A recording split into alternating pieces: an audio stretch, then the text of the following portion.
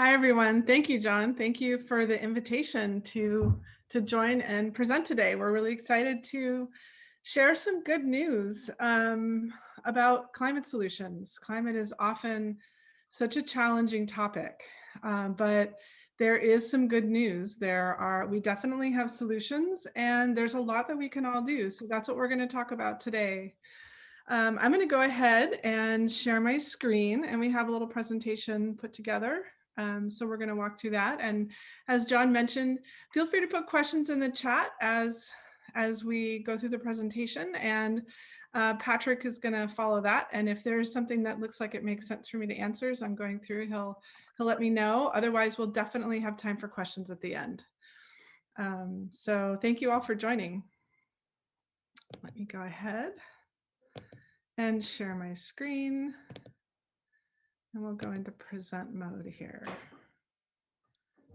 Wonderful. So as I mentioned, we are going to talk about personal climate action today to create a safer, healthier future and a better today. The wonderful thing about climate solutions is, of course, the ability to create a safer and healthier future and avoid some of the worst impacts of climate change.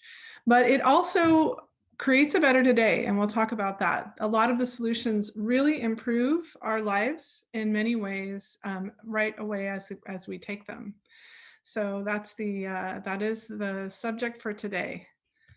And so I'm going to start off by looking first at, before we talk about climate solutions, it's helpful to understand where the problem is coming from. What are the largest contributors to climate change, to greenhouse gas emissions? In the US, this data is from the US EPA greenhouse gas emission report from 2018. The 5 categories of emissions in the US, the first and the largest is transportation. That's all forms of transportation, land and air. The second biggest impact is very close behind is electricity, is using fossil fuels to generate electricity. And of course, with transportation, it's also using fossil fuels, gas or diesel, to drive our transportation. So on the electricity side, it's using coal or gas to generate electricity. The third largest is industrial uses. So this is big industry. This is creating cement. This is also about a third of it has to do with actually fossil fuel delivery. It could be natural gas leaking in the pipes as it gets delivered. It's a few different things, but think the 22%, think of that as big, heavy industry. The next category down, 12%, it's called commercial and residential, but about 80% of it is actually using natural gas for heating our buildings and for cooking. And so just kind of for building energy needs there for heating, specifically with natural gas. And then it also includes waste and a few other smaller items. And then of course, the last one, the smallest one, but important is agriculture. So there's a lot of emissions coming from agriculture.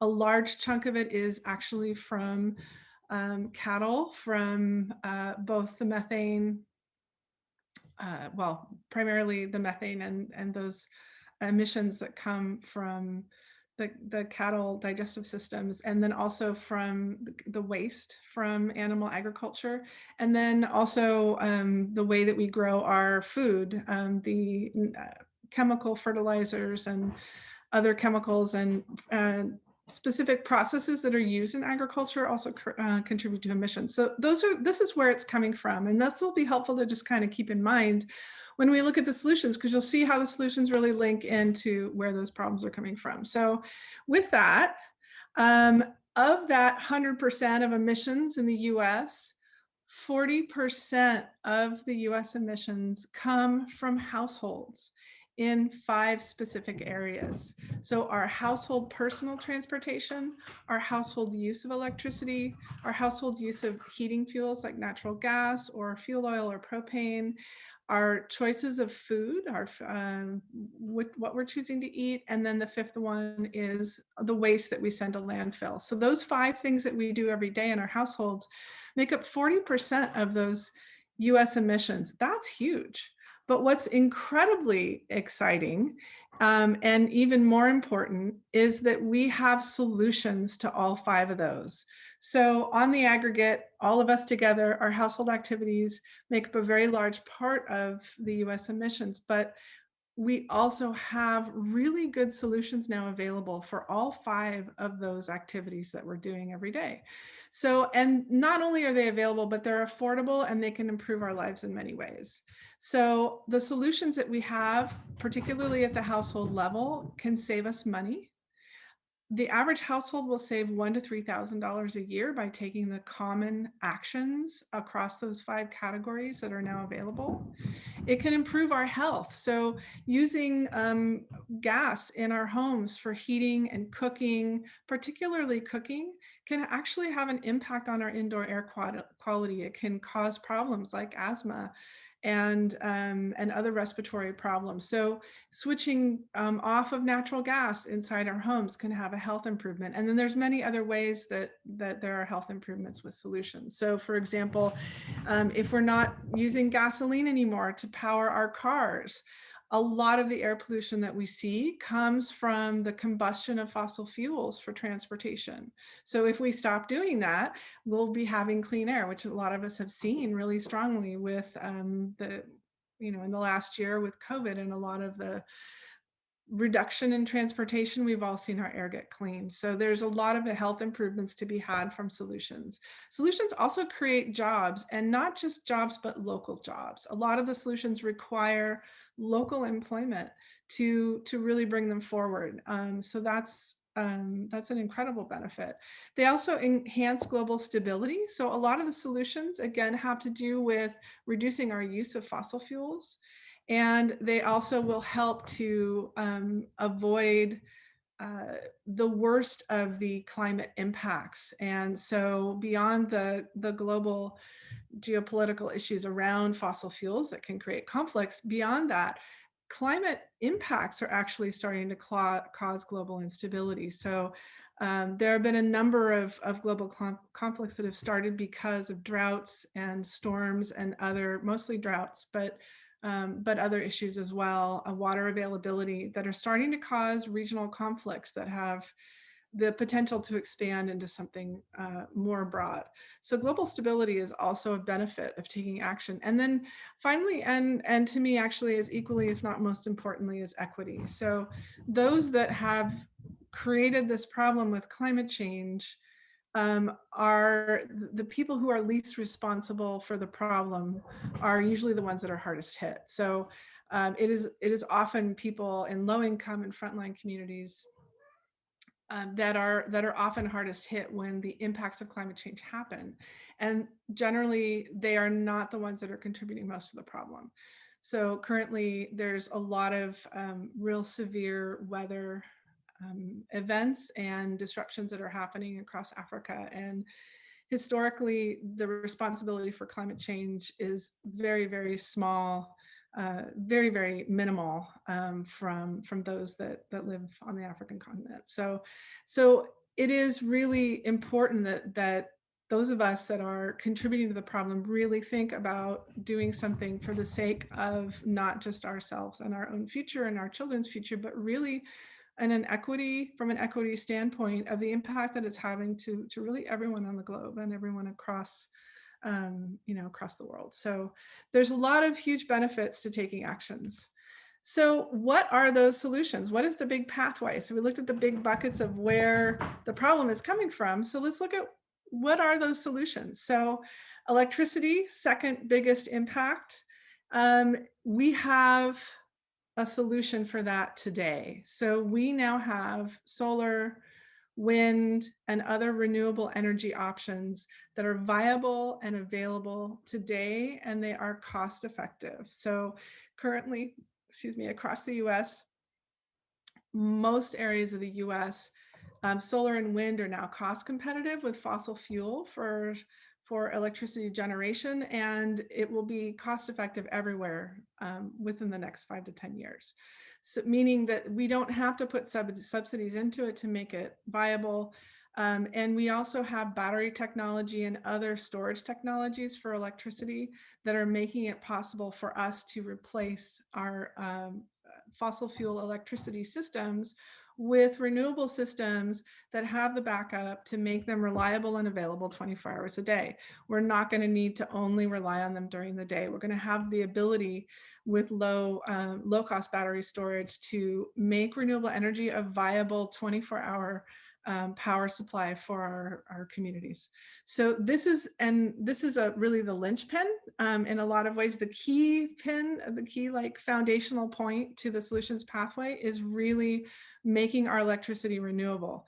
Because once we do that, then we can use that clean electricity to power our homes. So instead of using natural gas or fuel oil to heat and power our homes, then we can use renewable electricity. And this is one of the innovations that has come on board recently and is starting to really expand. We now have the ability to choose highly efficient heat pump heating instead of gas. So heat pump water heaters, heat pump space heating, this new heating technology is equivalent in regular monthly cost to operate to natural gas. So switching from natural gas to using renewable electricity for all of our home energy needs is now cost effective and is not prohibitively expensive. It's not more expensive to use than gas on monthly operations. It's still a little bit more expensive for the initial install, but prices are coming down as there's more adoption of this technology. So this is a huge development, and this is recent. The second is now that once we have clean renewable energy, we use that to power our transportation. So electric vehicles are now becoming much more widely available, and the prices again are coming down. So over the next 5 to 10 years, electric vehicles actually are likely to be, if not equally priced, they're likely to be coming in even lower priced than a traditional internal combustion engine vehicle. And what is amazing about electric cars that you may not know is that they actually save you a lot of money. So for example, if you're driving an average mileage, the average driver drives usually between 12 and 15,000 miles a year. That's a typical mileage for a car. If you're driving average mileage per year and you go from a 25 mile per gallon vehicle to a typical electric vehicle which has an equivalent mile per gallon rating of 100 to 120 mile per gallon equivalent, you can save between $800 and $1,200 a year just on fuel cost. It's huge. And there's no maintenance. So you're not having to tune up the engine. You're not having to worry about all those expensive repairs, and there's no oil changes. So it's actually saved a lot of money, and they're really fun to drive. So that's the second part of the solution pathway. The third part. The fourth part is the choices that we make for diet and agriculture. So for the diet, it's really the largest impact from a climate standpoint is really eating a class of animals called ruminants, and that would include cows and goats and sheep. And it really just has to do with the fact that they create a really highly potent greenhouse gas called methane during their digestive process. So reducing your consumption of red meat can actually have a big impact. And there are other food choices as well that you can make. But generally speaking, a healthy diet is a very climate friendly diet. So you can learn more about that on our site, Drill In. We provide a lot more information on what that looks like. And if you do choose to eat red meat, there are ways to source the red meat that you're eating that can have a less of an impact as well. So that's the fourth category. And then finally, the last category, again, it's a methane category. When we send garbage to the landfill now, it creates methane, which is, again, a very potent greenhouse gas. And so basically just keeping things out of the landfill. So reducing, reusing, recycling, composting, and just generally reducing what we're throwing out. So that's the fifth part of the solution pathway. So that's kind of a big overview of the solution pathway, and then how that relates to our household. So it relates to our household by choosing green electricity. And so you don't have to put solar panels on your house to choose green electricity. You can actually do that through your utility provider usually. So just choosing a way to have green electricity, choosing electric vehicles or alternative transportation, choosing highly efficient electric heating for your home, choosing to eat a little bit lower down what we call the carbon chain, and then choosing to recycle, reduce, and reuse more. So that's kind of how the solution pathway relates to our household. So what we did, because what we learned was that a lot of people really want to help, but they don't know what to do. And so what is really heartening and was a really big light bulb moment for me was the day that I learned that 66% of Americans are worried about climate change. I had no idea. So Yale's been doing a long-term study where they've been following public perceptions and opinions around climate change, and they've been doing it for more than 10 years. And even 10 years ago, with their first landmark study, 2/3 of Americans were concerned about climate change. So the most recent numbers coming out of 2020, 66% are worried, which is actually an increase. It used to be some level of concern, 66% are now worried. And they feel a personal sense of responsibility. They want to help, but they actually just don't know what to do, which is understandable because it's, you know, it's not easy to know what to do, and the information is hard to find sometimes. So what we decided to do was build a platform that made it really easy to learn what to do and figure out how you can help, but not only figure out how you can help, but also learn about each action and learn how much is this action going to cost, and will I save money, and what will the impact be if I take this action, and then allow you to share and work together with others. So it's perfect for our CAT teams. So this is what the platform looks like from the homepage, but rather than look at some slides, I'm actually going to take you to the live site and show you how it works, because that's much more fun than looking at slides. So this is our live site. And so here you'll see the way that it works is you start off by actually putting in where you live. So if you live in California, I am, apologies. I think I'm having a Zoom. This may be a Zoom issue here. There we go. I think I didn't reload it before I launched Zoom. There we go. Okay. So you put in your state and your city where you live, and you'll be brought into what we call a local region. So it always is great to work together with others in your local area, because you share common common experience, you share common resources. So if you're working together in a local area, in the same area with others that you might know, or even others that you don't know, if someone posts about a particular contractor that they liked, you would be able to also use that contractor. So what we do is when you come into the Renew program, you're actually brought into a local area. And so here, this is the San Francisco site. It's really easy to join. All you do is click join the challenge. And then once you do that, create an account. And then once you create your account, you're brought into your account here, and you'll see 3 buttons. These are the 3 getting started steps. The first one is to complete your profile. And so that is actually a set of questions that we ask to help you figure out, where are you starting from? What is your household impact today in those 5 important categories of emissions?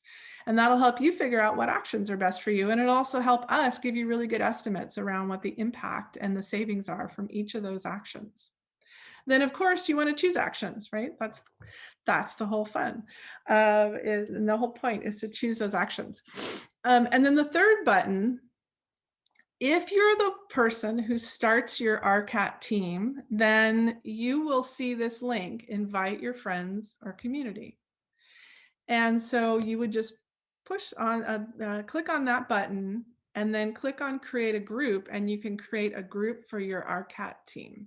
And you can also, that group can also be used by your Rotary Club as a whole. So so the important thing is for each Rotary Club, one person would want to create a group, and then you have a place to work together and a place to share and a place to track your progress. So again, it's very simple. Just one person needs to do this for each Rotary Club. Just click on invite your friends or community, and then click on create a community group. And then here you would just enter a little information. Just you would name your group. You can call it your, San Francisco Rotary RCAT team or RCAT San Francisco. I don't know, however you want to name it. So you would name your group, and then you would tell us the type of group. And so you all are a service club. And we do that so that we can help you with custom suggestions around activities and things. If you want to make the group private, you can do that. And that means that nobody else besides those in your group will be able to join. But you might want to have it open for people. It's up to you. And then you say, where's your group based? So if you're San Francisco Rotary, you would put in California and then San Francisco, because that's the city your group is based in. And then you can put in a logo if you want, it's not required. And then you put a little welcome message in here for your group and click save. That's all you have to do to create your group for your Rotary Club. And then once you have your group, and I'm going to show you here the group that John created for San Francisco. So here's the Rotary Club of San Francisco Climate Action Team. Once you've created your group, then you will actually have, oops, apologies. I'm not the leader of the group, so I can't show you the link. I have to go over here. So once you've created the group, you'll have a special link you can use for everyone else to invite them to join. So once you have this link, everyone in your Rotary team or your Rotary Club can use your special custom link to create their accounts. And when they do that, they will automatically just be joined into your group, and they can live anywhere. They don't have to live in San Francisco. They can live anywhere. So that's the process for creating your group page for your club. Very, very simple. When you join with that custom link, you're not only joined into that community, but instead of seeing invite your friends here, you'll see welcome to your community, and this button will just take you to your community page. So it makes it really easy for everyone to just find their community page, find each other, and be able to work together. So those are the 3 buttons. I'm going to go back and go through them in a little bit more detail. So here's your profile. So here, what you're going to do when you click that button is you're going to be brought into creating a profile for your household. And as I mentioned, these questions are some basic questions that we ask to help determine where are you starting from? What is your impact in those 5 basic categories? So it's a few questions about your house, like how big it is, do you share walls, how many people are living there, and appliances, a little bit about heating and cooling, what kind of fuels are you using for heating and cooling.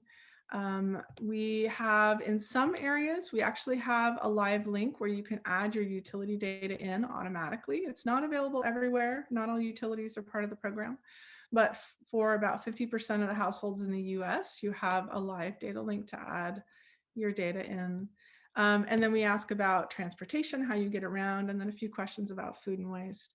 This is easy to fill out. It should only take 5 or 10 minutes. It's meant to be just your averages, just kind of on average, what do you do in your household?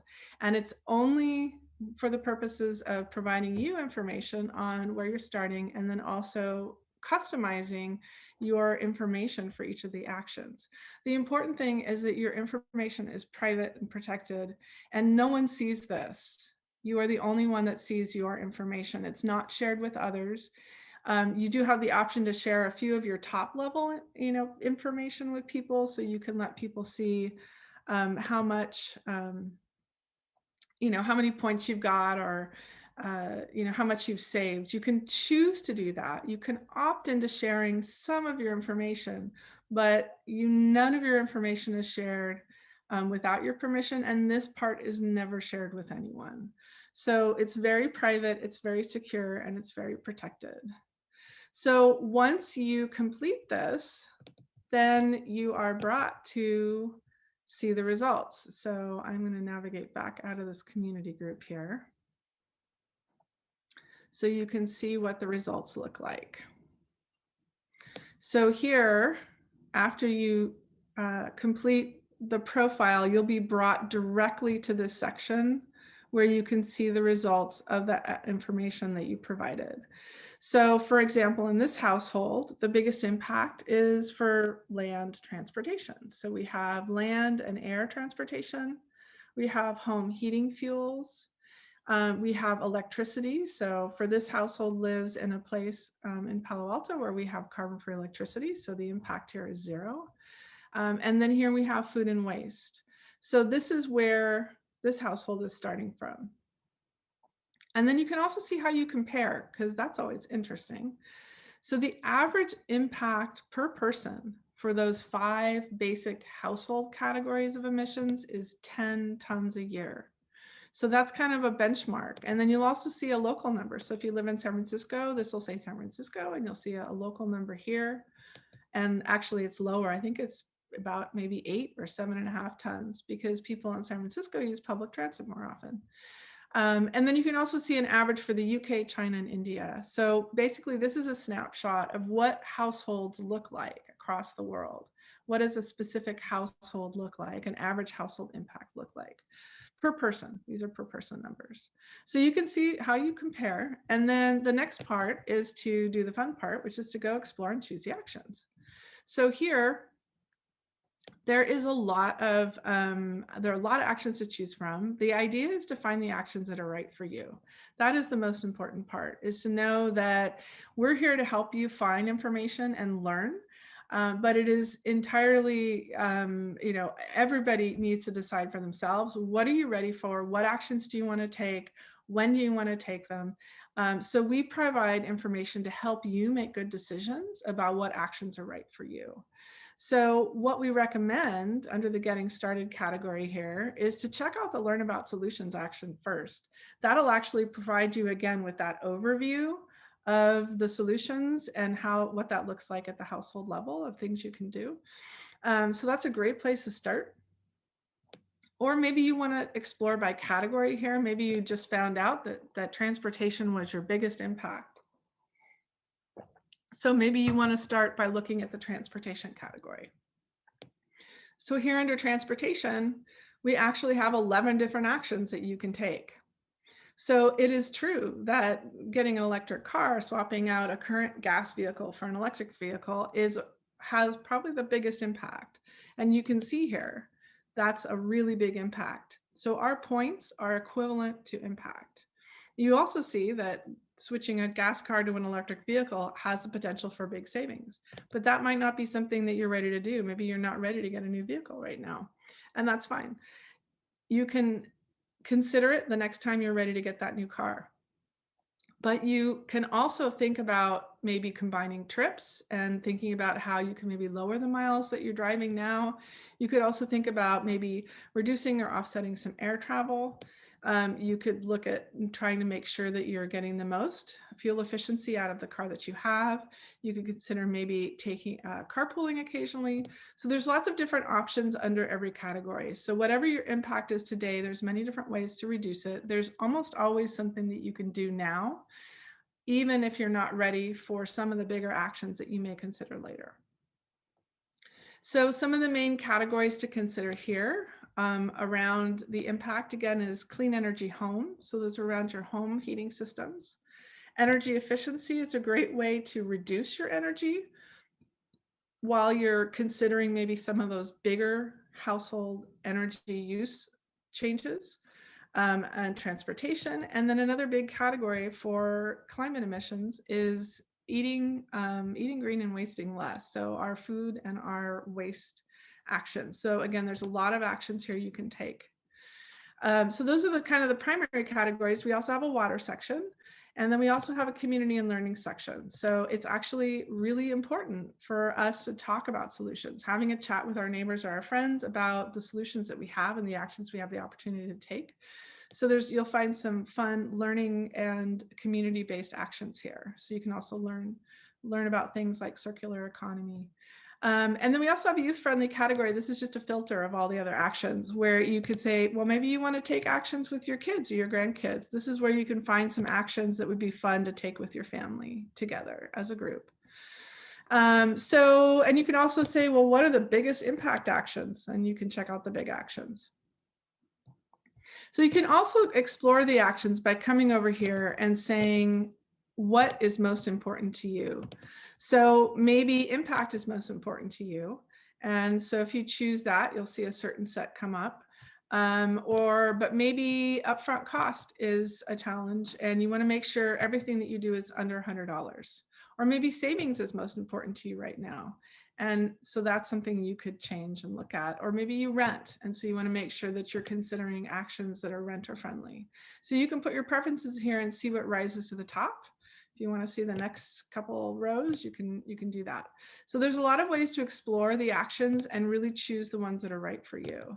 And then if you want to learn more about an action, all you do is click here and you can read more about the action. You can learn more here. You can see here that you can change a question for a lot of our actions, and immediately you'll see that update. So this will tell you right here if you have how many, depending on how many light bulbs you're changing, it'll show you what you're going to save. So this estimate is actually really accurate because it's based on utility. That's really important.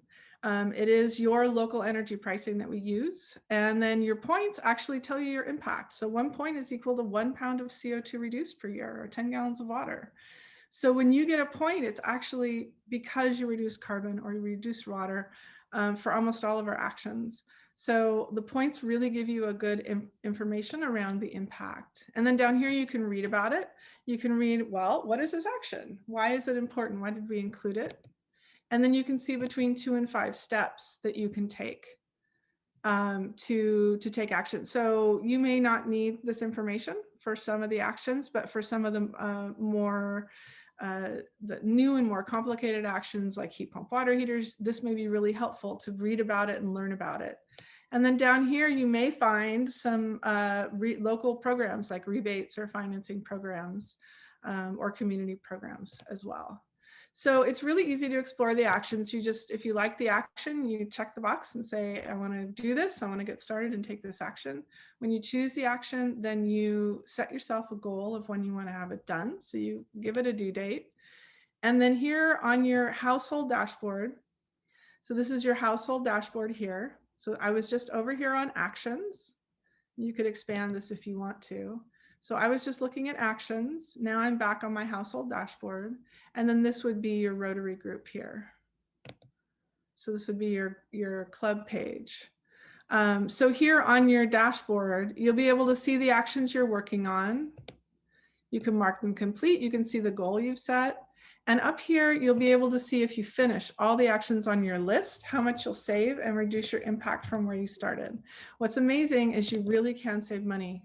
As I mentioned, the average household will save between $1,000 and $3,000 by taking the common actions across the different categories. So there's really an opportunity to save. And then up here at the top of your dashboard, you'll see what you've accomplished from the actions you've completed and how much you've reduced. And then also you can see your level. So if you complete your household profile, then you'll see where you're starting. And as you take actions, you'll actually see yourself go up in levels. The more you reduce, the higher level you go. So that is how to explore actions and how to follow your own progress at home. But then the most important and the most fun is to follow your progress together. So here on your Rotary Club page,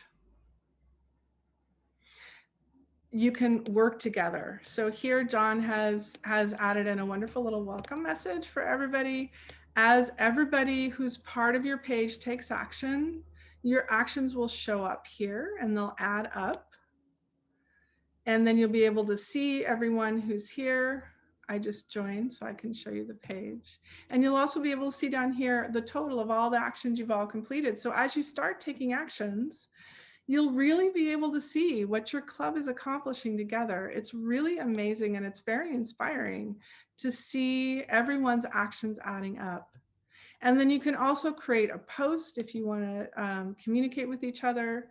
And then as you complete actions, when you finish an action, you should also post something, and then that'll show up here so that you can all see each other taking actions, and you can support each other. Or maybe someone took an action and you're excited about it and you want to know how they did it because you're interested in taking it yourself. So posting really helps you to work with each other. So this is how the site works. I'm going to actually go back to the presentation for just a couple more slides here, just to finish up with a few more points I'd like to show you. So basically, as I mentioned, there's something for everyone. If you want kind of a quick action that has a big impact, there's a few great ones. If you're on a budget, there's a few good ones. If you've already done a few actions and you want to step it up and do something else, there's some great actions for that. And there's some family-friendly actions. What we recommend is trying to start off by reducing 5,000 pounds of CO2e, and that you'll be able to see that on your household dashboard in the first 3 to 6 months, and it's actually pretty easy to do. So here are a couple of very simple actions you can take that have a big impact. So if you lowered your thermostat a couple of degrees, if you chose one meal a week for your family to switch to a plant-based meal, lowering your trips by 25 miles a week, and then choosing green electricity. So just opting into green electricity with your utility provider. Those are pretty easy, simple things to do.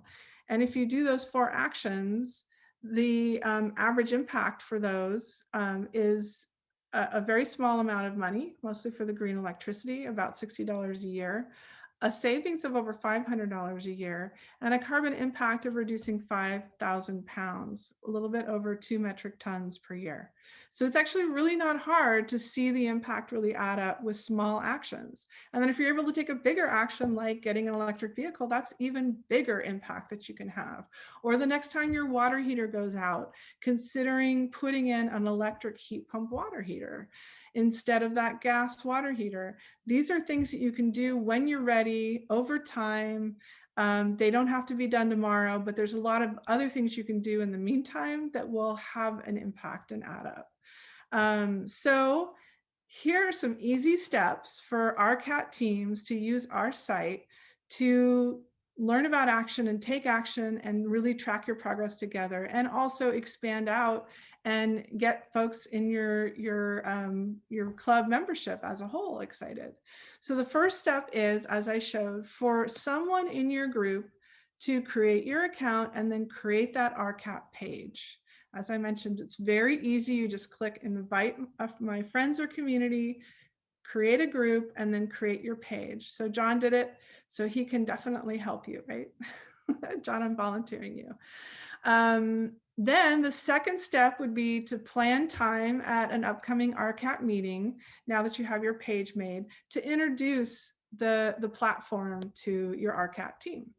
And then we have an agenda, which I'll show you in a minute for that.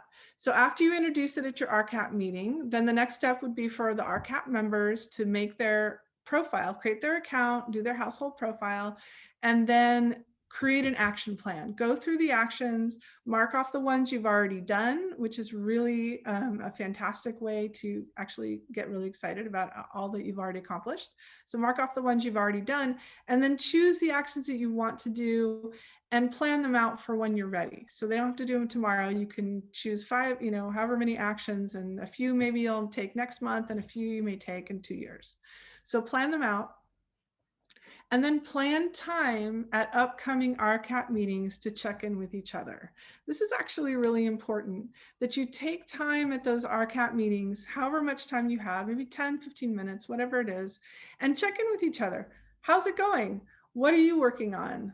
What did you just finish? It's really important not just to do this through the platform. You can see what each other's doing on the platform, but it's also important to connect in person, to have a chance to really talk about it, because it's an amazing opportunity to support each other in taking actions and help each other out.